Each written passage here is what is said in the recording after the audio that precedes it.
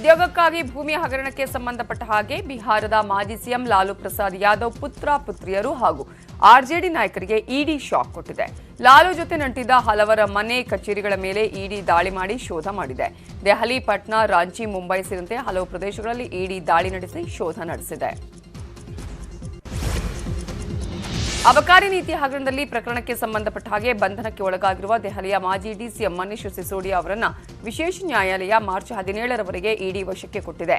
10 ದಿನಗಳ ಕಾಲ ಸಿಸೋಡಿಯಾ ಅವರನ್ನ ವಶಕ್ಕೆ ಕೊಡಬೇಕು ಅಂತ ಇಡಿ ಪರ ವಕೀಲ ಜೋಹೆಬ್ ಹುಸೈನ್ ನ್ಯಾಯಾಲಯವನ್ನ ಕೋರಿದ್ರು. 3ನೇ ಬಾರಿಗೆ ಚೀನಾದ ಅಧ್ಯಕ್ಷರಾಗಿ ಕ್ಸಿ ಜಿನ್ಪಿಂಗ್ ಆಯ್ಕೆಯಾಗಿದ್ದಾರೆ. ನ್ಯಾಷನಲ್ ಪೀಪಲ್ಸ್ ಕಾಂಗ್ರೆಸ್ನ 14ನೇ ಸಭೆಯಲ್ಲಿ ಕ್ಸಿ ಜಿನ್ಪಿಂಗ್ 3ನೇ ಬಾರಿಗೆ ಅಧ್ಯಕ್ಷರಾಗಿ ಸೆಲೆಕ್ಟ್ ಆಗಿದ್ದಾರೆ. ಈ ಮೂಲಕ ಚೀನಾದಲ್ಲಿ ಕ್ಸಿ ಜಿನ್ಪಿಂಗ್ ಅವರ ಶಕ್ತಿ ಮತ್ತಷ್ಟು ಹೆಚ್ಚಾಗಿದೆ.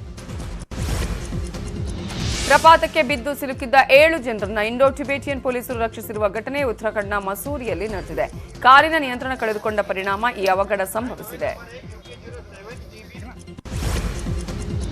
ಏಕೆ ಸರಣಿಯ ಬಂದೂಕುಗಳು ಹಾಗೂ 3 ಡಜನ್ ಸುತ್ತಿಗಿಂತಲೂ ಹೆಚ್ಚಿನ ಮದ್ದುಗುಂಡುಗಳನ್ನು ಹೊತ್ತು ಭಾರತಕ್ಕೆ ಪ್ರವೇಶಿಸಿದ ಪಾಕಿಸ್ತಾನದ ಡ್ರೋನ್ ಅನ್ನು ಪಂಜಾಬ್ನ ಅಂತಾರಾಷ್ಟ್ರೀಯ ಗಡಿ ಬಳಿ ಬಿಎಸ್ಎಫ್ ಯೋಧರು ಹೊಡೆದುರುಳಿಸಿದ್ದಾರೆ.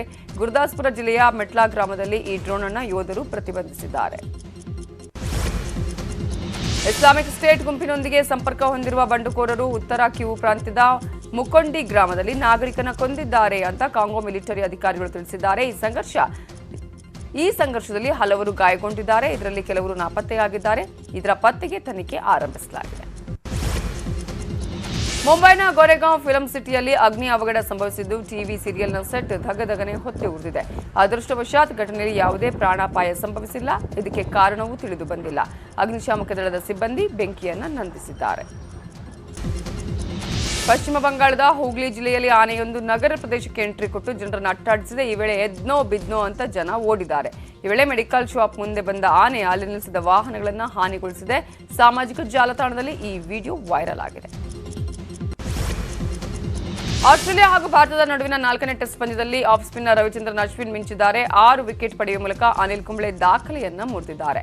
ಟೆಸ್ಟ್ ಇನ್ನಿಂಗ್ಸ್ನಲ್ಲಿ ಹೆಚ್ಚು ಬಾರಿ 5ಕ್ಕೂ ಹೆಚ್ಚು ವಿಕೆಟ್ ಪಡೆದ ಬೌಲರ್ ಅನ್ನುವ ದಾಖಲೆಯನ್ನ ಅಶ್ವಿನ್ ತಮ್ಮ ಹೆಸರಿಗೆ ಬರ್ಕೊಂಡಿದ್ದಾರೆ. ಭಾರತದಲ್ಲೇ ಅಶ್ವಿನ್ 26ನೇ ಬಾರಿ ಈ ಸಾಧನೆ ಮಾಡಿದ್ದಾರೆ.